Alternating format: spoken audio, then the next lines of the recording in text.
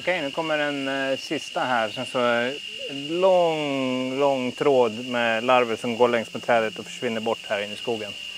Otroligt maffig syn. Det har jag faktiskt bara sett en gång förut och det var i en tittarfilm som en tittare skickade till Mitt i naturen. En sån här låtsasorm kan man nästan säga, som det var hemma i Sverige faktiskt. Teorin är att det ska se ut som att det är en orm som är ute och går. Och att det då ger dem någon slags skydd. Om det verkligen är så det funkar, det vet man inte riktigt. Jag har aldrig någonsin sett det på riktigt förut. Fina är de också, en och en.